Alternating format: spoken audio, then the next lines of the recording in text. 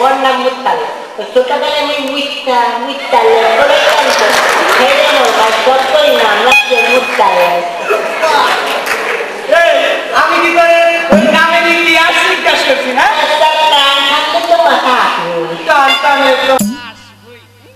এখন থেকে যেন শুধু কানই আসে ওই মাথা না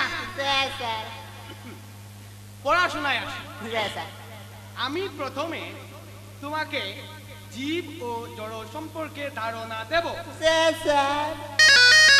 এক কথায় জীব খায় আর জড় খায় না এবার জীব ও জড়ের একটি উদাহরণ দাও স্যার ওই জীব হচ্ছে আমাকে গাড়ি আর ওই জড় হচ্ছে ওই রহিমকে বাড়ির দারোয়ান আমি কি তোর এতক্ষণ ধরে এই বুঝালাম স্যার হয়নি ওই আমার বাবা সেদিনও বলেছে তার গাড়ি নাকি ইদানিং বেশি তেল কাটছে ওই রহিমকে বাড়ি যতদিন গেলাম দারোয়ানকে খাওয়া দূরের কথা নড়তেও দেখিনি স্যার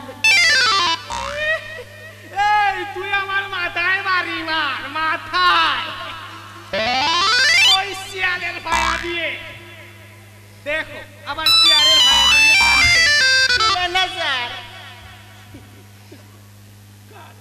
বেশি বুঝলে বানান দেব বেয়াদব বয়াহার বে উন্তুস্তি ওয়াহার আদব বেয়াদব চুপ কর চস্কার পুকর চুপ কর এই মুতালেব বেরে যাচ্ছিস কিন্তু স্যার আপনিই তো বললেন বানান দেবেন তাই বানান করে বললাম ভয়ঙ্কর ব্যাপার আর ওইদিকে যাওয়া যাবে না এবার বাংলা ধরতেছি স্যার রবীন্দ্রনাথ ঠাকুর হচ্ছেন বাংলা সাহিত্যের এক উজ্জ্বল নক্ষত্র স্যার 13 বছর বয়সে তার সাহিত্য প্রতিভা প্রকাশ পায় সাহিত্যের জন্য তাকে নোবেল পুরস্কার দেওয়া হয় তার প্রথম সাহিত্য হচ্ছে ওই জল পড়ে পাতা নাড়ে আমিও লিখতে পারি ওই রকম তুমিও লিখতে পারো তাইলে তো ওই নোবেল পুরস্কার তোমাকেই দিত তো কি লিখবা শুনি ওই স্যার ওই ডাব পরে বাপনরে ডাব পরে বাপনরে এটা একটা সাহিত্য হইল হয়নি স্যার ওই রবীন্দ্রনাথ ঠাকুর যদি জল ফেলে পাতা নড়াতে পারে তো ডাব পড়লে তো বাপম নেই নড়বো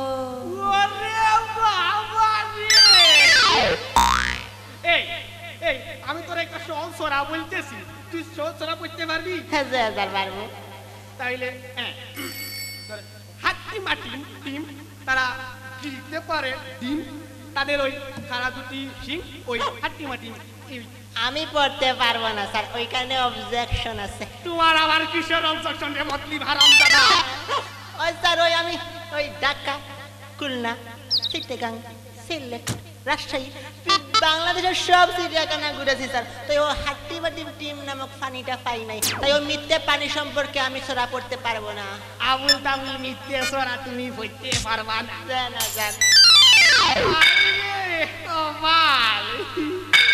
ওই কবি তো মরে বেঁচেছে লিখেছে যদি থাকতো তোই জিগাইতাম আপনি কি লিখছেন পড়াইতে আইছি হে আমারে মোরা আর বাংলা সাহিত্য যাচ্ছি না তুমি ঈশ্বরচন্দ্র বিদ্যাসাগর সম্পর্কে কি জানো মুই তো বেশি কিছু জানি না কিছু তো জানি যে কিছুটা কি জানো ঈশ্বরচন্দ্র বিদ্যাসাগর হচ্ছে ওই বঙ্গবন্ধুর ওই জায়গাতে জানো জায়গাতে বুঝে তুমি পাইছিলাম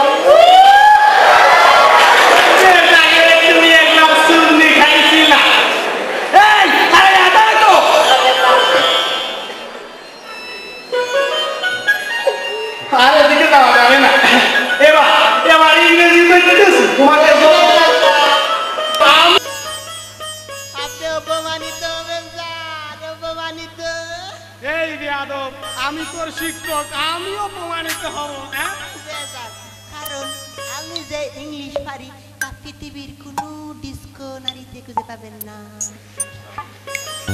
তো কি জানো একটু কম তো দেখি স্যার তাই বলেন তো অটিস্টিক নটত্ব কি?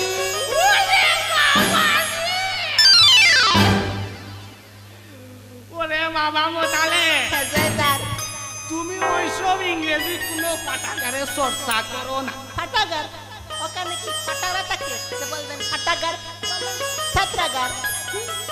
পাঠাগার বলবো না তো, পাঠশালা বলতে পারবো। তাও বলতে পারবেন না।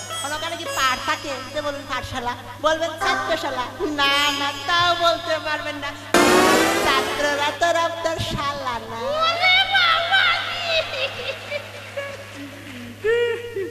বুঝছি, ইংরেজি দিয়াও শব্দ করা যাইব না। এবার তোমাকে আমি ওই ওই অঙ্ক ধরতেছি। এই ধরো, আমি তোমার হাতে 20 দিলাম।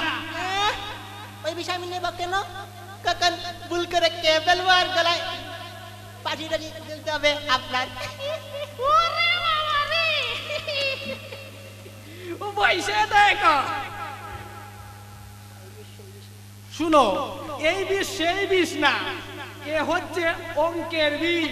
ওই অঙ্কের বিষয় আর ইংলিশের বিষয় বিষ বিশি, ও বিষয় আমি নিতে পারবো না। দেখো, আবার বেশি বুঝে। এই, আমি তো পরিষ্কার দেখতে পাচ্ছি তোর ভবিষ্যৎ একেবারে অন্ধকার।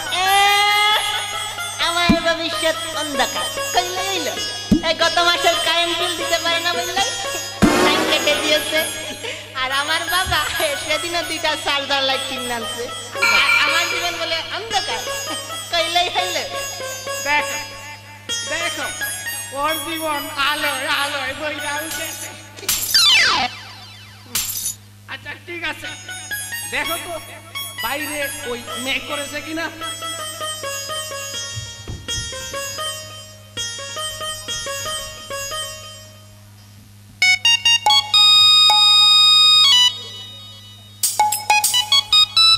স্যার বাইরে তো অন্ধকার করেছে, যে ম্যাচ করেছে কিনা দেখা যাচ্ছে না। স্যার কি হলো? স্যার মুই কি উত্তর দিলাম? স্যার তো ভিতরে